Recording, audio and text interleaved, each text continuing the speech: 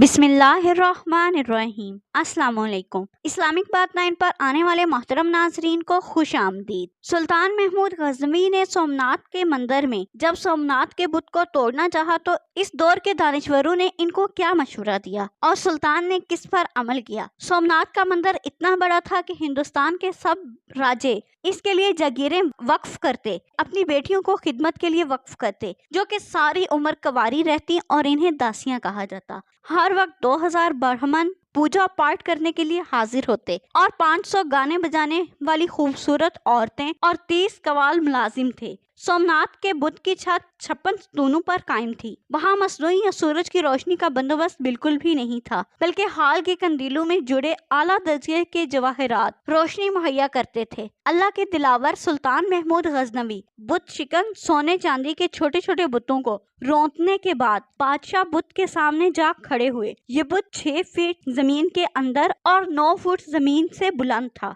इसी दौरान शहर के मुअज़्ज़िज़ समझे जाने वाले ने मुंह मांगी मालो दौलत की पेशकश की। सोमनाथ के बादशाह बुत को कुछ ना कहें तो सुल्तान महमूद गजनवी के दानश्वरों ने मशवरा दिया कि पत्थर को तोड़ने का क्या फायदा, जबकि मालो दौलत मुसलमानों के काम आएगा। यही कुएं के मेंढक वाली सोच आजकल हमारे हुक्मरानों की भी है कि बेफायदा हम अपनी मईशत को मजबूत करते हैं। सुल्तान महमूद गजनवी ने दानश्वरों की बात सुनकर कहा, अगर मैं तुम्हारी बात मान लूं तो दुनिया मुझे बुत फरोश कहेगी, जबकि मेरी चाहत दुनिया और आखिरत में मुझे महमूद बुत शिकन के नाम से पुकारा जाए। ये कहते ही महमूद बुत शिकन की तौहीद गैरत जोश में आई और हाथ में पकड़ा हुआ गज सोमनाथ के मंदिर को दे मारा। इसका मुंह टूटकर दूर जा गिरा। फिर सुल्तान ने हुक्म दिया कि इसके 2 टुकड़े किए जाएं, तो इसके पेट से बेशबहा कीमती हीरे, जवाहरात और मोती निकले, जो हिंदू मुअज़्ज़िज़ीन और राजों की पेशकर्दा रकम से 100 गुना ज्यादा थे। इसलिए काफिर मौरखिन सुल्तान को डाकू कहते हैं,